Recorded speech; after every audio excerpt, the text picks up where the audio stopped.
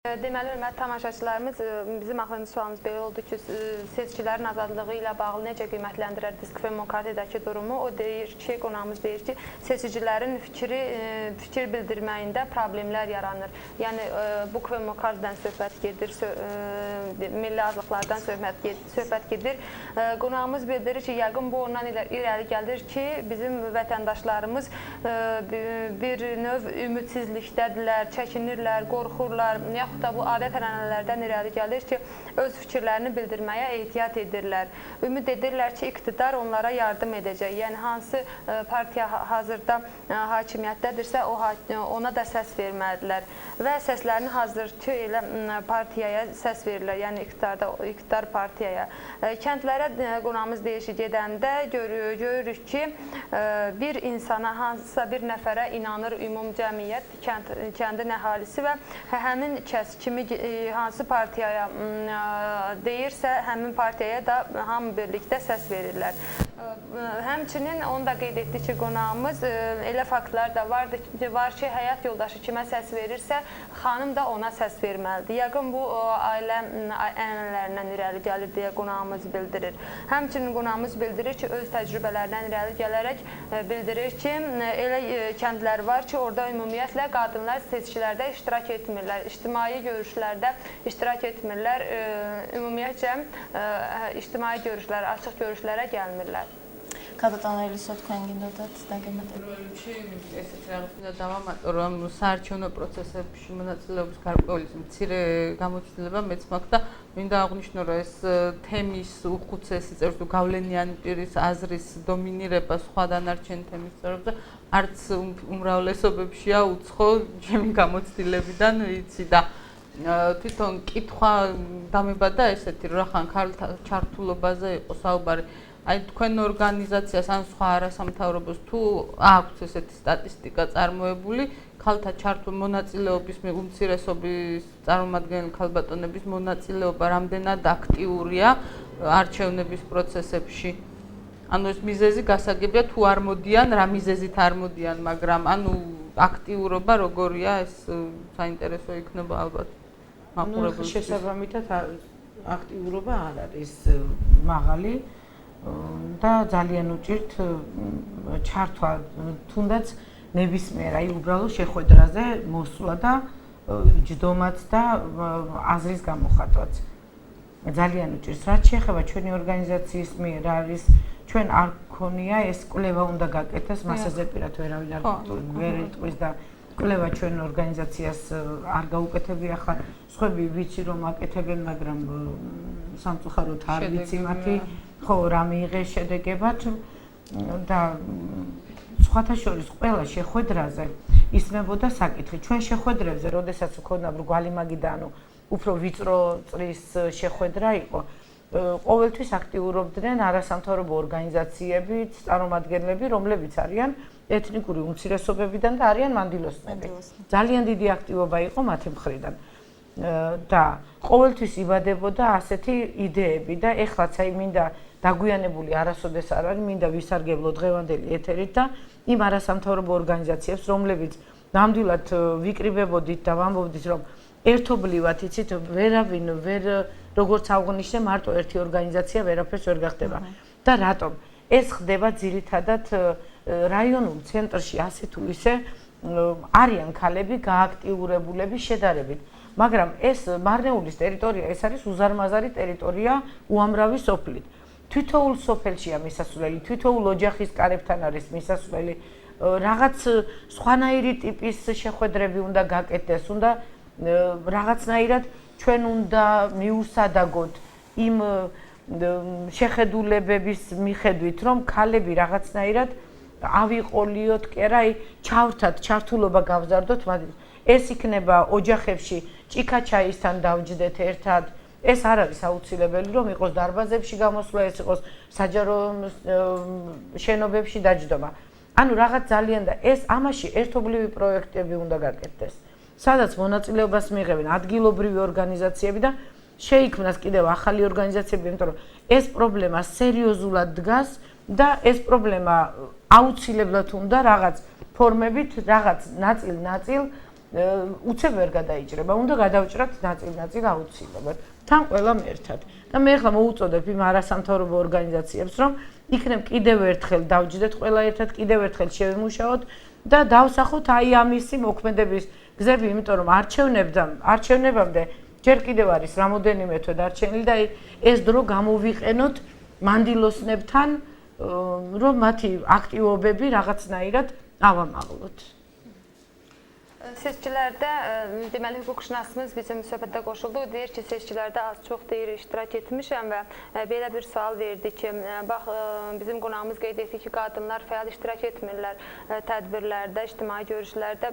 Məhz bunun üçün nələr edirlər, bu qonağımızın təşkilatı nələr edir deyə sual verdi hüquqşünas. Qonağımız deyir ki, çox çətinlik çəkirik qadınları toplamağa. Onlar görüşə gəlmək bir yana, fikir bildirmək bir yana heç gəlib iştirak da edə bilmirlər. Dəyirmi masalar, amma deyir ki, dəyirmi masalarımız olur. Həmin bu dəyirmi masalarda qeyri-hökumət təşkilatlarının nümayəndələri, milli azlıqların qadınları da olur. Həmin bu qeyri-hökumət təşkilatlarının nümayəndələri və çox fəal iştirak edirlər. Yəni, bir çox qadınlar var ki, Azərbaycanlı qadınlar mı deyək, var ki, hansılar ki, çox fəaldılar və iştirak edirlər görüşlərdə, amma əksəriyyət fəal deyil. Və qonağımız deyir ki, amma yenə də qeyd edirəm ki, bir təşkilat bax bu problemi aradan qaldıra bilməz. Kəndlərə getmək lazımdır, ev-ev gəzmək lazımdır, qadınları fəal olmağa çağırmaq lazımdır və bütün bu işləri bir təşkilat edə bilməz. Yəni, yerli təşkilatlar bir yerə toplaşmalı və bircə bir nəticəyə gəlməliyik deyir. Bax, bunu bütün bu görüşlərdə təşkilatlar iştirak etməlidirlər, bu problemin həllini bircə və hissə həll etməliyik deyir. İndi seçkilərə deyir bir neçə ay qalıbdır və bu ayları qadınlarla keçirsək yaxşı olar, belə ki, onlar seçkilərdə fəal iştirak edələr. ძირფასო ტელემაყურებლებო, შეგახსენებთ, რომ თქვენ უყურებთ გადაცემას ქალის ხმა და თქვენ გაქვთ შესაძლებლობა დაგვირეკოთ პირდაპირ ეთერში და დაუსვათ ჩვენ სტუმრებს შეკითხვები ან ჩვენ იურისტ თუ რაიმე იურიდიული კონსულტაცია გჭირდებათ, არ მოგერიდოთ ჩვენი ტელეფონის ნომერი თქვენ ხედავთ ტელეფონის ნომერს ჩვენ ტელეეკრანებზე და დაგვირეკეთ. ქალბატონო ლია, რეგიონში ჩვეულებრივ რა ტიპის დარღვევებს ხვდებით თქვენ? წინა საარჩევნო პერიოდშიც გვაინტერესებს და უშუალოდ არჩევნების დღესაც. რეგიონში ახლა ძირითადად წინა საარჩევნო დარღვევები ერთადერთი შეიძლება ითქვას ადმინისტრაციული რესურსების გამოყენება აგიტაციის დროს ეს შეიძლება დაფიქსირდეს და რაღაც მოსყიდვის ფაქტები ეს იქნება ვაუჩერები თუ რაღაც სოციალური პროექტები, რომლებიც დაპირებები და არის მცდელობები, რომ ეს ამითი მოქალაქეები გადაიბირონ სხვადასხვა პარტიებმა. უშუალოდ არჩევნების დღეს ახლა რა ტიპის დარღვევები გვხდება? საერთოდ ასეთ ეთნიკურად დასახლებულ სოფლებში უბნებზე ძირითადი დარღვევები ეს არის, როდესაც არის მცდელობა ოჯახის წევრებმა მისცენ ხმა ოჯახის წევრის მაგივრად. და ამას ართულიან რატომღაც თვითონ დარღვევად. იტყვიან, რომ ეს არის ჩემი მეუღლე, ჩემი ოჯახის წევრია. არის შემთხვევები, როდესაც სოფლებზე მაქვს აქ საუბარი, სოფლებში მიდიან ადამიანები, რომლებსაც იცნობენ კომისიის წევრები, საარჩევნო ადმინისტრაციის, საუბნო კომისიის წევრები და იდენტიფიცირება ითხოვენ, რომ აი ეს ვიცნობს და არ აქვს პირადობის მოწმობა. აი ეს დარღვევა ძირითადი. და ძირითადი დარღვევა, აი რაც ყველაზე ეს არის გამოხატული და ეს რაღაც ხვანაირად აისახება ეს თუნდაც ზეწოლის ფაქტი უწოდოთ ამას, თუნდაც ის შიშის ფაქტორი, რომ მე ჩემი ხმის ფარულობა შევედი კაბინეტში დავაფიქსირე და კაბინიდან გამოსვლისთანავე რომ ღიათ ამბობს ამომრჩეველი, რომ ხმა მისცა ამა თუ იმ ნომერს. ანუ ეს ჩვენგან სადამკვირვებლო ორგანიზაციებიდან რა თქმა უნდა აღიქმება ხმის ფარულობის დარღვევად თავისივე ხმის მართალია, მაგრამ ითვლება რაღაც აგიტაციის ელემენტად უბანზე. და კიდევ შეიძლება განვიხილოთ ეს იმ ხრივ, რომ ეს არის იმისი შედეგი, რომ ვინმეს არ ეგონოს, რომ ეს ხმას მივეცი ხმა და გამოდის და ღიად აცხადებს ყველამ გაიგოს რომ მე მივეცი ამა და ამ ნომერს მხვა. აი ეს არის უშუალოდ ძირითადი დარღვევები. ქალბატონი, აი რო შედარება გავაკეთოთ ძველ არჩევნებთან ბოლო არჩევნების შედეგები. დარღვევები ნაკლები იყო, აი როგორი ტენდენცია დინამიკა? ხო, დინამიკა ეს ტენდენცია რა თქმა უნდა არ არის ისეთი, რაც წინა არჩევნებზე, წინა წლების არჩევნებზე იყო. ახლა იყო ზუსტად იმიტომ მოხდა, რაც მოხდა, რომ ყოველთვის მასიურად არჩევნების დღეს ყალბდებოდა, რასაც ქვია ბიულეტინების ჩაყრა, დამატებით ციებში ეს ამომრჩევლების რაღაც დიდი რაოდენობის დამატება. იყო შემთხვევები გადასატანი ყუთით ამომრჩეველთა სიის გაზრდა. ნუ არის იყო ისეთები. ეხლა რასაც ქვია ესეთი ფაქტები ნამდვილად არ არის იმ ოდენობით და იმ ტიპის როგორიც ადრე იყო. და პროგნოზი როგორი შეგვიძლია გავაკეთოთ ამ არჩევნებზე? ნაკლები იქნება? კიდევ უფრო ნაკლები დარღვევა იქნება? მე ვფიქრობ, რომ იმხელა არის ინტერესი საერთაშორისო ორგანიზაციების, დიპლომატიური კორპუსის, ჩვენი თვითონ სადამკვირვებლო ორგანიზაციების, რომ ნამდვილად ნაკლები უნდა იყოს. ჩვენ ყოველ შემთხვევაში ამას ვისურვებდით, რომ ასე უნდა იყოს და ასე იქნება albət. Hörmətli tamaşaçılarımız, xatırladım ki, siz qadın səsi verilişinə baxırsınız və verilişə baxan müddətdə əgər sizə maraqlıdırsa, bizim hüquqşünasımıza sual vermək istərsinizsə, yaxud da qonağımıza bizə zəng vura bilərsiniz. Efirə bizim telefon nömrəmiz ekranda da gördüyünüz kimi 22 15 92-dir. Suala gəldikdə isə hörmətli tamaşaçılarımız, biz sual verdik ki, regionda ən əsas problemlərlə rastlaşır bu təşkilat, hansı ki, nümayəndəsi bizim qonağımızdır. O deyir ki, təbliğatla bağlı problemlər yaşanır, belə ki, seçki qabağı hansısa partiyalar, voucherlər paylayırlar insanlara, hansısa yardımlar edirlər, bir dəfəlik yardım edirlər və bununla düşünürlər ki, seçici yığalar və insanlar da həmin partiyalara səs verələr. Həm də kəndlərdə ailələr var ki, üzvləri bir-birinin əvəzinə səs verirlər, yaxud da müvəkkil hansısa insanları toplayır və onların şəxsiyyət vəsiqələrini gətirir və bununla onların yerinə səs verirlər. Yaxud da səsi gizli verib sonra kabinadan çıxandan sonra qeyd edirlər ki, mən hansı partiyaya səs verdiklərini uca səslə bildirirlər.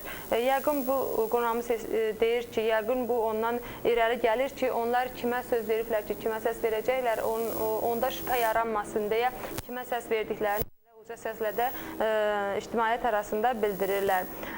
Əvvəllər qonağımız deyir ki, əvvəllər seçki günü kütləvi pozuntular olurdu, belə ki, siyahılar artırılırdı, təbliğatlara yol verilirdi və bir çox kütləvi pozuntular olurdu. Amma hazırda indi qarşıdan gələn seçkilərlə bağlı nə dərəcədə pozuntular olacaq, kütləvi olacaq, yoxsa az olacaq, bəlkə ümumiyyətlə olmayacaq. Ona görə ki, müşahidəçi təşkilatlar, beynəlxalq təşkilatlar və iqtidar partiyanın nümayəndələri birbaşa maraqlıdırlar ki, bu üzümüzə gələn seçkilər, yəni payızda keçiriləcək seçkilər daha ədalətli keçsin. ისე რომ დავაკვირდეთ, ქვემო ქართლში დარღვევები განსხვავდება საქართველოს სხვა რეგიონების დარღვევებისგან, ან შინაარსით, ან მასშტაბით, ან რაიმე სხვა ნიშნით. სხვათა შორის არ განსხვავდება, სხვა ეთნიკურად, სხვა რაიონებში, სადაც ეთნიკურად კომპაქტურად დასახლებული მოსახლეობა, თითქმის იდენტურია ეს დარღვევები. და თქვათ ქალაქებთან თუ შევადარებთ? არა, იცით ამაზე პასუხს ნამდვილად ვერ გაგცემთ, იმიტომ რომ ეს ანალიზი ჩვენ არ გვაქვს და ამიტომ ვერ გაგიპასუხებთ ამ კითხვაზე ისე რომ მოგატყუებთ. კარგი. Kvemo xalqda seçkilər başqa rayonlara nisbətən necə fərqlənir, ümumiyyətlə fərqi varmı? Qonağımız qeyd etdi ki, bununla bağlı heç bir fərq yoxdur. Belə ki, hər bir hansı rayonda ki, milli azlıqlar yaşayırlar, hamısında eyni vəziyyətdir. Yəni pozuntular olursa orada da olur, olmursa ümumiyyətcə olmur.